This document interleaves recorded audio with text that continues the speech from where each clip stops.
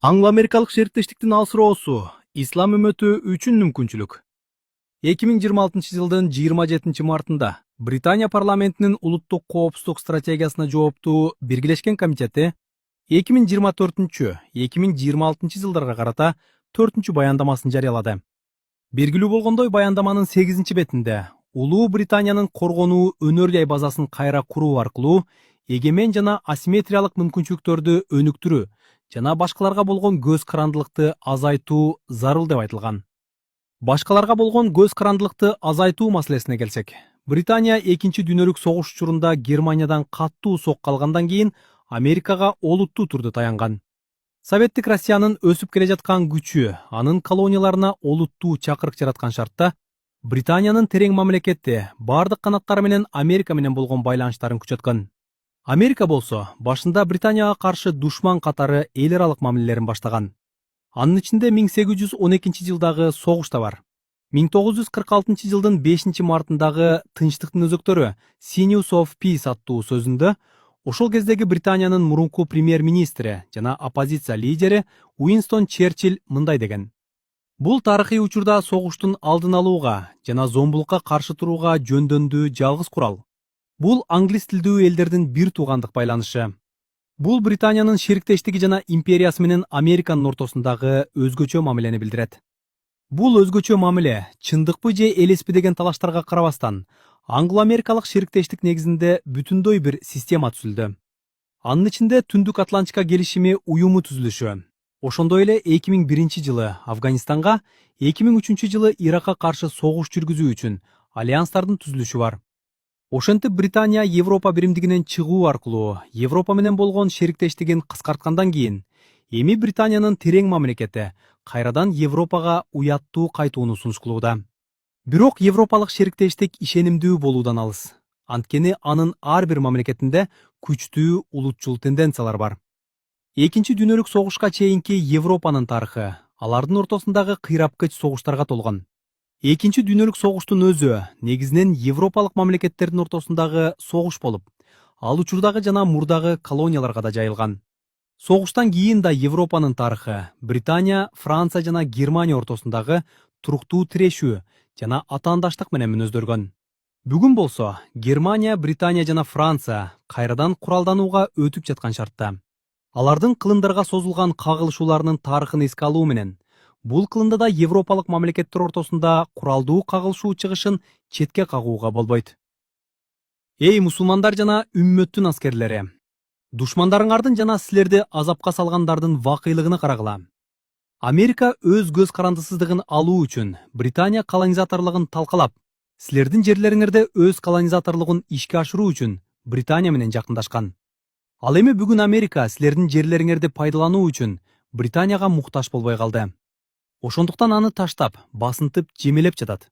Өз колонизаторлугунун туу чокусунда жерлерибиздин чоң бөлүгүн эзген Британия болсо, азыр Франция жана Германия сыяктуу колонизатор атаандаштар менен шериктештик түзүүгө мажбур болууда. Ал эми аң сезимдүү исламий жетекчилик колонизатор мамлекеттердин табиятындагы өзгөчөлүктөрдү жана андан келип чыккан алсыз жактарды оңой эле пайдаланып, аларды жеңип, исламдын үстөмдүгүн орнотуп алат. Дал ошол гана жетекчилик Фарс жана Рум империяларын жеңип, сан жеткис элдерди бириктирип, кылымдар бою дүйнөдө үстөндүк кылган, улуу исламий үммөттү түзгөн Хулафай Рашидиндердин разияллаху анхум жолун улантууга кудуреттүү. Ошол гана жетекчилик тез куралдануунун негизи катары машина куруу өнөр жайын түзүп алат жана чет элдик куралга болгон кооптуу көз карандылыкты токтотот. Ошол жетекчилик риба төлөмдөрүн токтотуу, бузук башкаруучулар жана жооптуу кызматкерлер тарабынан талап тонолгон байлыктарды кайтарып алуу, ошондой эле үммөттүн зор энергия, минералдык жана каржылык ресурстарын пайдалануу аркылуу өнөр жай революциясын каржылай алат. Ошол гана жетекчилик залимдерди сүрүп таштап, бүткүл адамзат үчүн адилеттик жана илахий ырайымга негизделген түзүмдү орнотуп алат.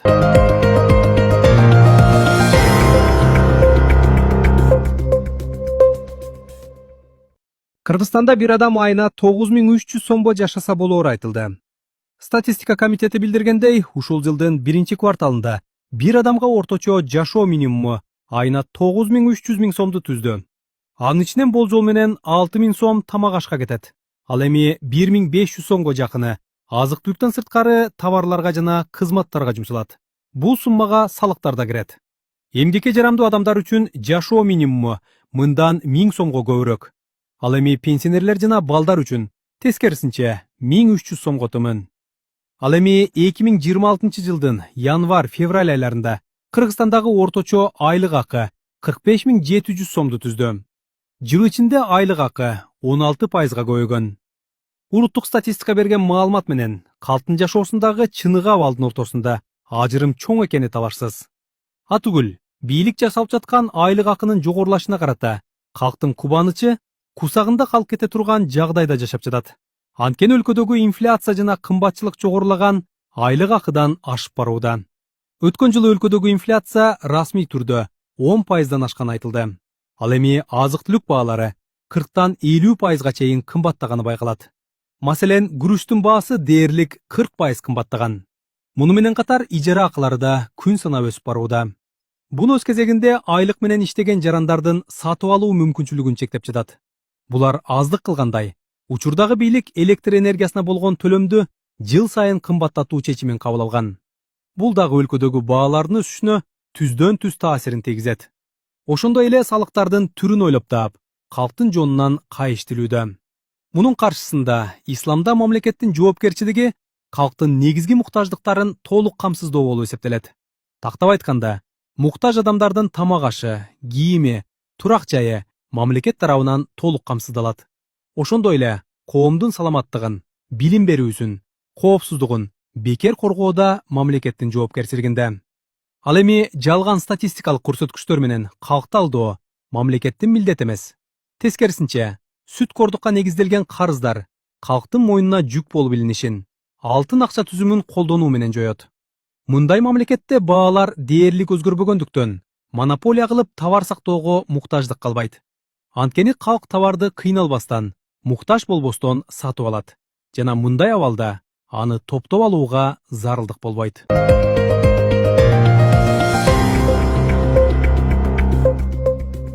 Кыргызстандын мамлекеттик карызы бир жылда 47,7%га өстү. 2026 жылдын 1-апрелине карата Кыргызстандын мамлекеттик карызы жыл ичинде 47,7%га өсүп, 9,8 миллиард долларды түздү. Бул тууралуу экономист Чекит Кеже жазды. Ага ылайык бул Евразиялык экономикалык биримдигине мүчө өлкөлөрдүн ичинен эң жогорку көрсөткүч. Маселен, Казакстанда карыз 15,6%га, Орусияда 25%га, ал эми Арменияда 0,1%га өскөн. Расмий бийлик мамлекеттик карызды төлөө боюнча бардык чараларды көрүп жатканына, ал тургай ушул максатта салык жана айып пулдарды көбөйтүп жатканына карабастан, мамлекеттин карызы өсүп жатат. Анткени Кыргызстандын карызга батып барышына негизинен колонизатор мамлекеттер тарабынан түзүлгөн эл аралык башкаруу түзүмү себепкер.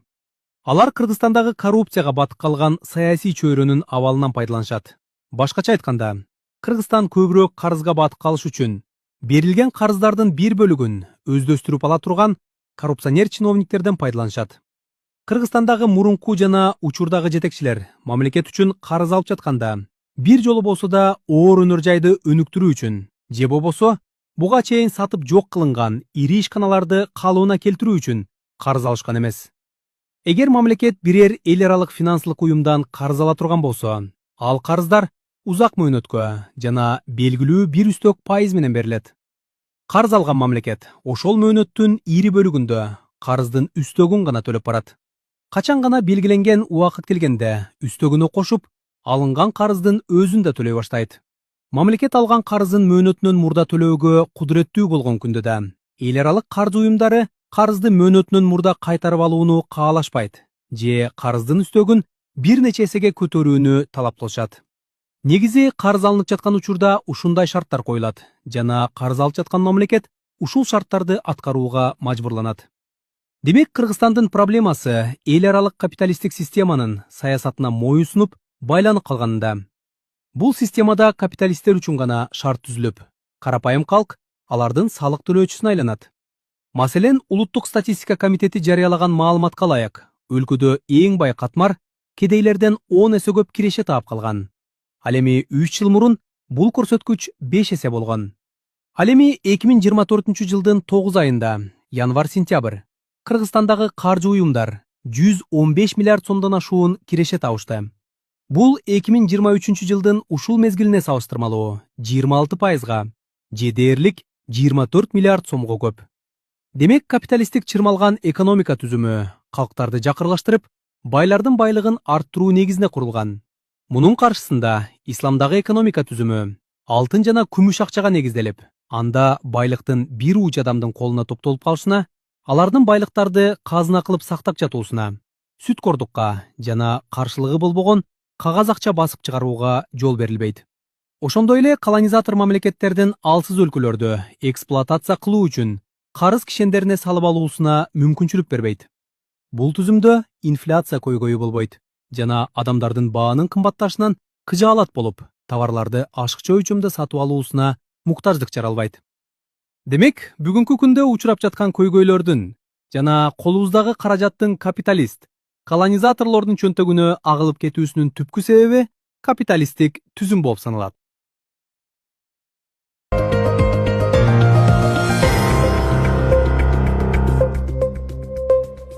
Дипломатиялык убаракелчилик жана Кремлдин Казакстанга болгон иш сапары.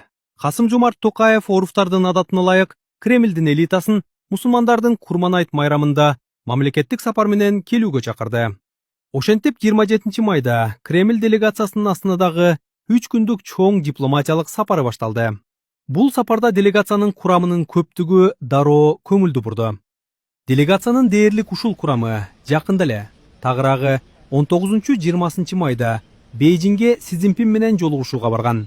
Баса белгилей кетсек, Бейжиңге болгон иш сапар Москва үчүн натыйжалуу болгон эмес. Казакстандын эли үчүн бул маанилүү белге.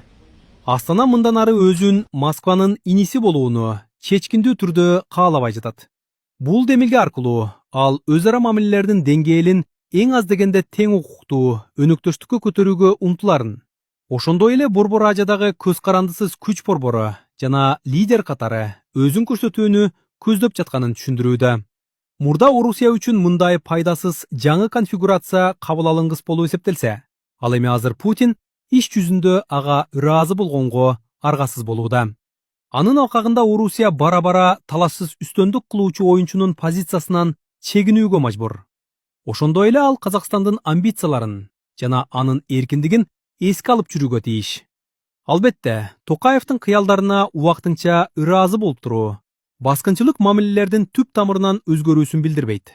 Анткени Кремль өзүнүн кой терисин жоготсо дагы, ал баары бир кооп туудурган бөрү бойдон калууда.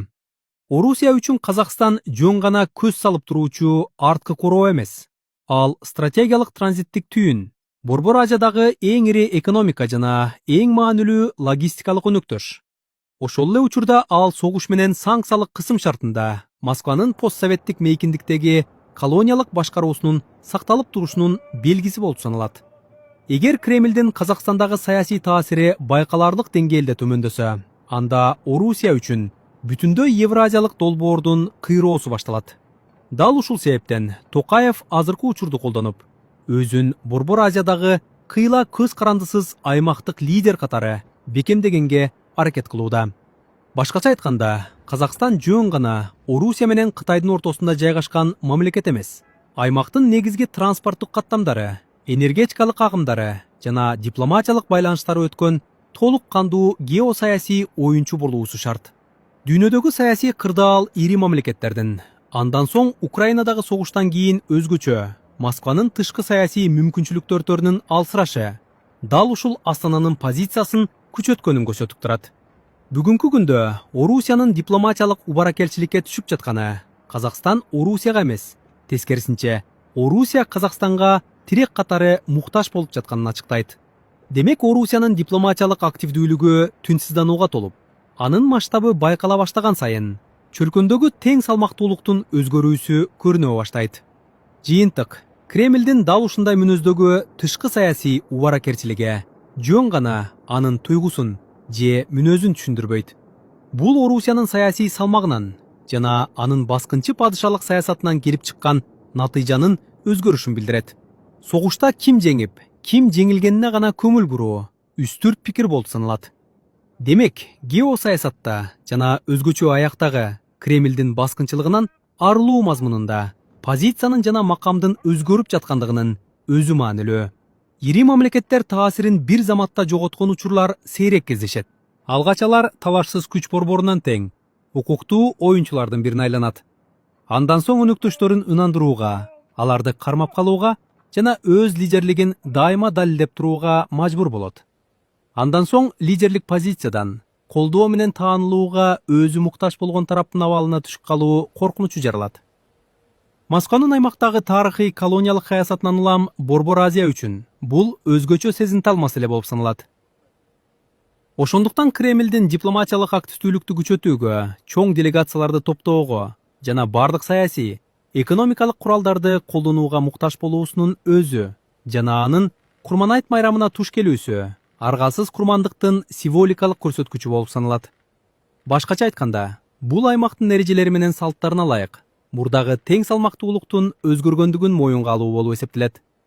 Албетте, каапырлардын курмандыктары пайдасыз.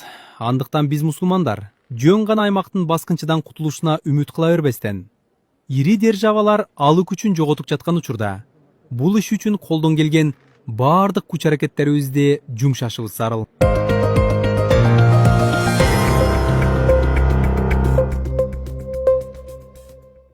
Бириккен Улуттар уюмунун коопсуздук кеңешине мүчө болуу Кыргызстанга эмне берет? 3-июнда Бириккен Улуттар уюмунун башкы ассамблеясындагы добуш берүүдө Кыргызстан 142 добуш менен коопсуздук кеңешине 2 жылдык мөөнөткө туруктуу эмес мүчө болуп шайланды. Өлкө коопсуздук кеңешиндеги ишмердигин 2027 жылдын 1-январынан тартып баштайт. Президент Садыр Жапаров буга байланыштуу кабар агенттигине берген маегинде Кыргызстан Бириккен Улуттар уюмга бир катар сунуштар менен барарын билдирди. Анын айтымында, Бириккен Улуттар уюмунун чечимдерин кайсы мамлекет болбосун так аткаргандай болуш керек. Бириккен Улуттар уюмда 6 комитет болсо, 5-өөнүн чечимдерин эч ким тоготпой калган. Көбүнчө коопсуздук кеңешинин чечимдери гана аткарылып келе жатат. Бириккен Улуттар уюмун 2 дүйнөлүк согуштан кийин согушта жеңип чыккан ири мамлекеттер өздөрүнүн кызыкчылыктарын коргоо максатында түзүшкөн. Америка, Кытай, Россия, Франция жана Британия Бириккен Улуттар уюмунун коопсуздук кеңешинин туруктуу мүчөсү болуп эсептелет. Алар өздөрүнүн кызыкчылыгына каршы кандай гана резолюция сунушталбасын, аларга бөгөт, вето коюу укугуна ээ.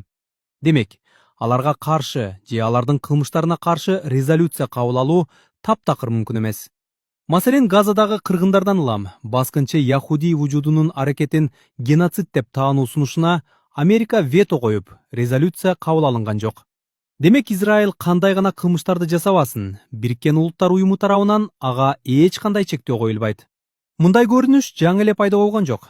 Америка миллиондогон адамдардын өмүрүн алган 2001 жылдагы Афганистанга, кийин 2003 жылы Иракка болгон кол салуусунда да Бириккен Улуттар уюму өзүнүн чечкинсиздигин көрсөткөн. Үстүбүздөгү жылы Америка Иранга каршы кол салганда да Бириккен Улуттар уюму менен эч кандай эсептешкен жок. Ошондой эле Россияны алып карасак, ал да өзүнө каршы резолюцияларга бөгөт коет. Мисалы, Украина маселесине байланыштуу Россияны сындаган же кандайдыр бир аракеттерин чектеген резолюция сунушталса, Россия коопсуздук кеңешиндеги өз укугунан пайдаланып, ага бөгөт коюп алат. Коопсуздук кеңешинин башка туруктуу мүчөлөрүнүн мүмкүнчүлүктөрү да ушундай. Бул болсо, аталган уюмдун өлүккө айланганын билдирет. Демек, колонизатор державалар коопсуздук кеңешинен пайдаланып, керек болгондо ага кайрылып олтурбастан бир тараптуу аракеттерде, согуштарды тутанта беришет. Дал ушундай эч бир чечимге таасирин тийгизе албаган уюмдун коопсуздук кеңешине туруктуу эмес мүчө болуу Кыргызстан үчүн эч бир пайда алып келбейт. Ага кубануу бери жаган колук. Айрыкча бул мүчөлүк Бириккен Улуттар уюму өзүнүн миссиясын аткара албай, каржылык жактан да оор абалга кептирген учурга туш келүүдө. Америка президенттигине келген Трамп Бириккен Улуттар уюмуну каржылоону токтотуу менен коркутуп келет. Буга кошумча Кытай дагы Бириккен Улуттар уюмга бөлө турган каражатты создуктурууда. Мындан улам уюмдун гуманитардык бөлүмдөрү оор кризисти башынан кечирүүдө. Бул болсо, 2 дүйнөлүк согуш башталышынан мурун колонизатор мамлекеттер өз чек араларына батпай, жаңы аймактарды басып алуу үчүн согушка кирген учурга окшойт. Учурда да Америка баштаган колонизаторлор өз таасирин кеңейтип, эски колонизаторлорду аймактан кууп чыгуу аракеттерин күчөтүүдө. Буга карабастан Американын өзү да ички жана тышкы саясатында оор кризисти башынан кечирүүдө. Жыйынтыктап айтканда, дүйнө мурук абалда сакталбашы айкын болуп калды. Мындан ары эл аралык мыйзамдар сакталбашы, эл аралык уюмдардын чечимдери тан алынбашы кадимки көрүнүшкө айланып бара берет. Айрыкча дүйнө бир уюлдуулуктан көп уюлдуу формага өтүп жаткан шартта мындай көрүнүш табигый. Андыктан биз мусулмандар Аллах Таала кушкабар кылган бүткүл үммөттү бириктирип, алардын намысын, канын, жанын коргогон халифалык мамлекетин тикелөөгө аракет кылышыбыз керек. Мына ушул мамлекет дүйнөгө адилеттикти орнотуп, алсыздардын укугун коргоп, дүйнөгө бакубат жашоонун үлгүсүн көрсөтөт. Аллах Таала айтат: эгер Аллахка жардам берсеңер, ал да силерге нусрат, жардам берет жана кадамыңарды бекем кылат.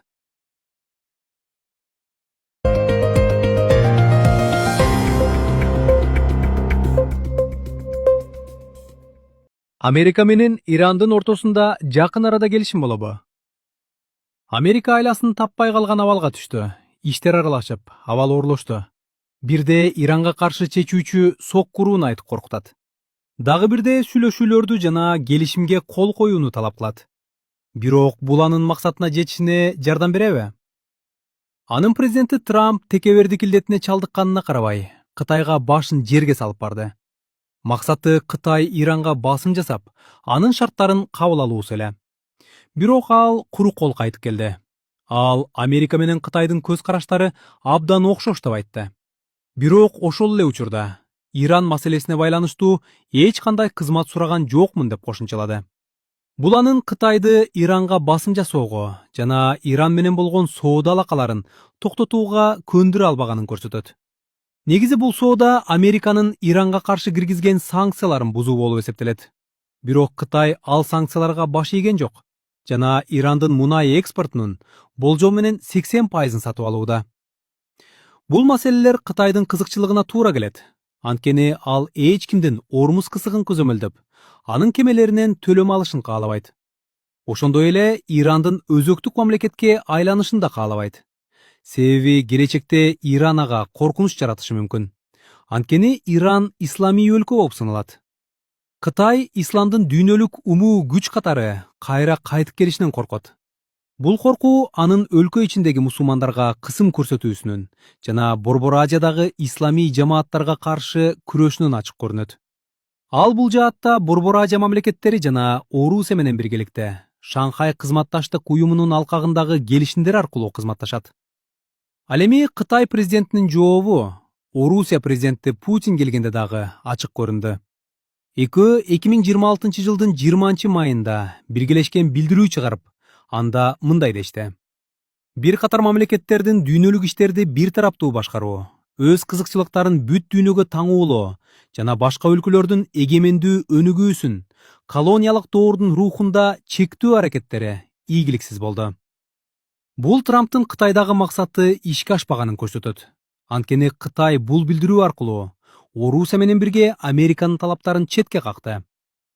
Америка Кытайдан үмүтүн үзгөн соң Пакистандагы өзүнө көз каранды адамдарды кыймылга келтирип, сүйлөшүүлөрдү кайра баштоого жана келишим түзүүгө аракеттенди. Ошентип Америкага өтө берилгендиги себептүү анын ишенимине ээ болгон Пакистан армиясынын башчысы жана өлкөнүн иш жүзүндөгү башкаруучусу Асим Мунир 2026 жылдын 23 майында Иранга барып, анын президенти, тышкы иштер министри, парламент төрагасы жана Ислам революциясынын сакчылар корпусунун жетекчилери менен жолугушту. Бардык тараптардын билдирүүлөрүнөн көрүнүп тургандай, Америка менен Ирандын ортосунда мүмкүн болгон келишим бар. Ал согушту токтотуу, Ормуз кысыгынын абалы жана Ирандын өзөктүк программасы боюнча сүйлөшүүлөрдү кийинкиге жылдыруу маселелерин камтыйт. Бул Америка өзүнүн согушунда ийгиликсиздикке учураганын көрсөтөт. Ал башында таптакыр жок болгон Ормуз кысыгы маселесин талкуулай баштады. Чынында кысык ачык болчу, аскерлештирилген эмес жана андан өткөнү үчүн эч кандай төлөм алынчу эмес. Американын негизги максаты Ирандын өзөктүк программасын жок кылуу жана аны өзүнө көз каранды мамлекетке айлантуу эле.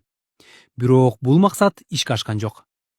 Иран болсо өз түзүмүн сактап калууга, Американын басымына туруштук берүүгө жана анын бардык шарттарын кабыл албоого жөндөмдүү абалга келди. Анын позициясын Кытайдын Иранга басым жасоодон баш тартып, соода алакаларын улантууну талап кылган позициясы күчөттү. Бул алакалар Америка жана Европа санкцияларынын шартында Ирандын өзүн каржылоосу үчүн өтө маанилүү. Ошондой эле Американын согушуна каршы чыккан жана Кытай менен жакындашууга аракет кылган Орусиянын позициясы да Ирандын абалын бекемдеди. Америка экөөнүн ортосун ажыратууда ийгиликке жете алган жок. Мындан тышкары Катар да кыймылга келип, эки тараптын ортосундагы келишимге көмөктөшүү шылтоосу менен Ирандын ага жасаган чабуулдарын унуткандай болду.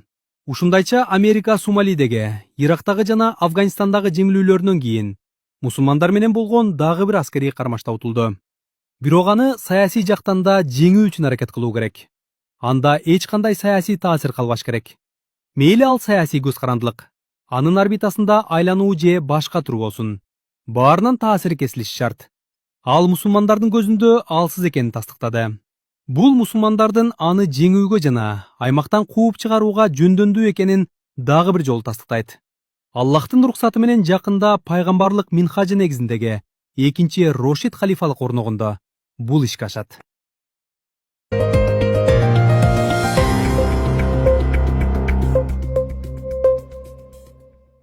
Кытайдын таасири күчөп бара жатат. Дүйнөдө бат өзгөрүп жаткан геосаясий абалдын шартында Кыргызстанда Кытайдын таасири улам күчөп бара жатат. Алгач экономикалык жактан таасирин бекемдеген Кытай бүгүнкү күнгө келип саясий аскерий таасирин да күчөтүп барууда. Себеби Кытайдын өлкөнүн экономикасындагы үлүшү болуп көрбөгөндөй деңгээлге жетти. Арине Кытай эми саясий аскерий кызматташууларга таянып, өлкөбүздөгү экономикалык кызыкчылыгын коргоону кепилдөөгө аракет көрө баштады. Анын таасирин байкоонун бир фактору бул мамлекеттин карызы. Бүгүн Кыргызстандын мамлекеттик карызы дээрлик 10 миллиард долларга жетти. Бул акыркы 5 жылда өлкөнүн карызы 2 эсеге көбөйгөнүн билдирет. Бул карыздардын 1,5 миллиард доллары Кытайга таандык. Бул мамлекеттин тышкы карызындагы эң чоң үлүш. 2025 жылы эки өлкөнүн ортосундагы сооданын көлөмү 27,2 миллиард долларга жетти. Анын ичинен Кытайдан келген импорт басымдуу бөлүгүн түзөт. Бул үлкөн көлөм менен Кытай Кыргызстандын эң башкы соода өнөктөшүнө айланды. Ал эми 2025 жылдын 9 айына карата Кытайдын Кыргызстанга тикелей инвестициясы 282,3 миллион долларды түздү. Кытай бул көрсөткүч менен инвестиция жаатында биринчи орунга чыкты. Кытайдын инвестициялары жана кредиттери өзгөчө сайт талаптарды коштой турганын да эске алуу керек. Маселен, Кытай өлкөбүздө кандайдыр бир долбоорду ишке ашырып, же инвестиция жаткырып жатса, долбоорго кетчү бардык жабдууларды, атүгүл жөнөкөй бураманы да Кытайдан алдырат. Тагыраак айтканда, бир бурама болсо да жергиликтүү базардан алынбайт. Башка тараптан, Кытай ишке ашырмакчы болгон долбоорлорго жана инвестицияларга Кытай жарандарын алып келип иштетет. Кытайдан алынган кредиттердин көпчүлүгү ушундай схемада иштетилет. Мамлекет кандайдыр бир долбоор үчүн Кытайдан кредит алат. Долбоорду Кытай компаниясы ишке ашырат. Аны менен алынган кредит Кытай компаниясына кетип, долбоорду ишке ашыруу үчүн Кытай жарандары агылып келет. Бийлик Кытай үчүн өлкөнүн бардык дарбазаларын ачып берүүгө даяр. Ал эми Кытай инвестициясын дагы да көбөйтүүгө камданып жатат. Арине Кытайдын инвестициялары менен кошо Кытайлар да агылып келиши күтүлөт. Бийлик өлкөдө иштегенге укуктуу чет элдик жарандардын квотасын 50 миңден 100 миңге көтөргөнү жөн жайдан эмес. Ошону менен бирге 25 апрелде министрлер кабинети Кытай жумушчуларынын өлкөгө кирүүсүн жеңилдеткен токтом кабыл алган. Мындан улам коом арасында нааразылыктар күчөп, ал тургай жаңжалдарда чыгышы табигый. Бул нерсени алдын алуу үчүн, тагыраак айтканда, Кытайдын экономикалык кызыкчылыктарын жана Кытай жарандарын коргоо үчүн эки өлкөнүн күч түзүмдөрүнүн кызматташуусу жолго коюлуп жатат.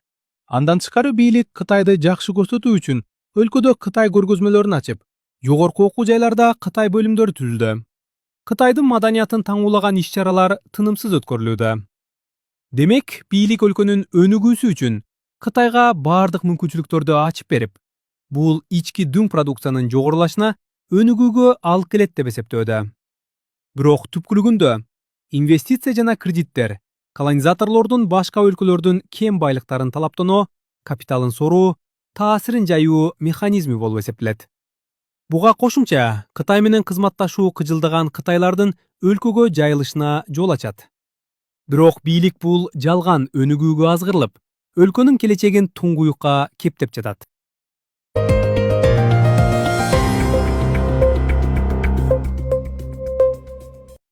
Жок, мага андай мамиле жасай албайт, жасаттырбайбыз дагы. Чочуп кетип, канча күн болосу дейт. Мүмкүн эртең кетем деди. Мүмкүн 2 күндөн кийин кетем. Кайдан билем мен деди. Замат да, үнү да, мамилеси да өзгөрөт. Сүйлөшүү керек. Сүйлөшүү жолу менен маселени чечүү керек. Сиз билесизби, но Россия Казакстан чегарасында тизилип турган машиналар 8-10 чакырымга чейин созулуп кетти. Бул бир. Жалаң кыргыз жарандары менен. Экинчиси, Сахарова деген жерди өзүнчө бөлүп койгон. Мына ошол жерде кыргыз жарандары Россия чегарасынан чыкты, жана кайра кайтып кирди деп киргенге документти жаңылаш үчүн суткалап балдарын көтөрүп алып турушат. Бул кордук башка өлкө жарандарынын ичинде жок. Мындай кордук жок. Мен мындай кордукту көргөн жок. Кай жерди карасаң, жабыр тартып аткан, азап чегип аткан кыргыз жараны. Учак менен бардык. Домодедово аэропортуна түштүк. Бизге жасалган мамиленин өзү төбө чачың тургуза турган мамиле. Сизге да? Жок, мага андай мамиле жасай албайт, жасаттырбайбыз дагы. Баягы чегарага келгенде келүүдөгү максатың деп сурап атпайбы, цель приезда десе. Баары эле работа деп турушат. Onun бул жакка чурка, onun бул жакка тур. Тез могул жакка бар, ал жакка бар деп аябагандай копол мамиле. Мага кезек келгенде келүүдөн максатыңыз деди, мен айттым жумушчу. Заматта башын көтөрүшөт. Себеп кыргыз жаранынан деловая деген сөздү укпайт алар. Чочуп кетип, канча күн болосу дейт. Мүмкүн эртең кетем деди. Мүмкүн 2 күндөн кийин кетем. Кайдан билем мен деди. Замат да, үнү да, мамилеси да өзгөрөт. Биздин жарандар ал жакка даяр болбой баратат. Тил билбей барып атат.